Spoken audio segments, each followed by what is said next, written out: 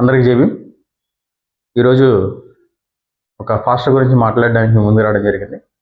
వాడే అభినయ్ దర్శన్ భరోసా పార్టీ పెట్టి తెలుగు క్రైస్తవ విశ్వాసుల్లో ఒక నమ్మకాన్ని పెంపొందించే ఆలోచనతో ప్రజల్లోకి వెళ్తున్నాడని చెప్పేసి ఈ సమాజం ఆయన నమ్మింది. కానీ అతను దైవభక్తి ముసుగులో ఉండి ఈరోజు పేద ప్రజలను మోసం చేసే ఉద్దేశంలో తనపై తన దాడి చేసుకునే సమాజం మొత్తం కూడా ఉలిక్కిపడే పరిస్థితికి ఈరోజు తీసుకొచ్చాడు. అలాంటి ఎదవలని ఈరోజు సమాజం దూరం పెట్టాలని చెప్తున్నాను. మరి ముఖ్యంగా క్రైస్తవ సమాజం ఇలాంటి లుచ్చా ఫాస్టర్లను నమ్మి వారి భవిష్యత్తుని వారు సంపాదించుకున్న సంపాదనే దశంభాగాల రూపాయలు ఇస్తూ వాళ్ళని పెద్దోళ్ళని చేస్తూ ఏదైతే దళిత క్రైస్తవ సమాజం ఉందో ఈరోజు అన్ని విధాలుగా పొంగిపోయే పరిస్థితి మనం చూస్తూనే ఉన్నాం. దయచేసి నేను క్రైస్తవ బిడ్డలకి మరి దళిత బిడ్డలకు చెప్పేది ఏంటంటే, ఇలాంటి లుచ్చా నా కొడుకుల్ని మీరు దగ్గరికి రానివ్వద్దని చెప్పేసి మీ అందరికీ నేను విన్నవిస్తున్నాను.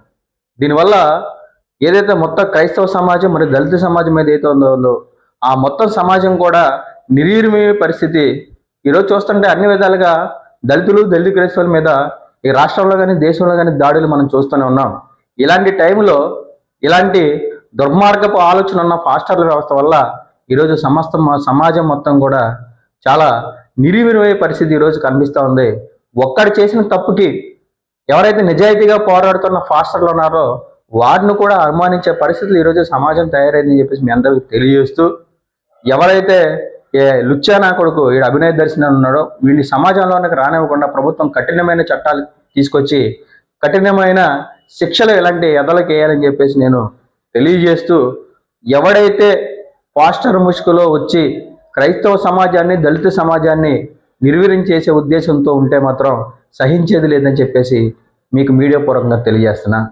దీన్ని మాలసేన తీవ్రంగా ఖండిస్తూ ఇలాంటి ఎదవల్ని గుర్తించాలని చెప్పేసి మరి ముఖ్యంగా క్రైస్తవ సమాజానికి తెలియజేస్తున్నా. జై భీమ్, జై భారత్, జై మాల.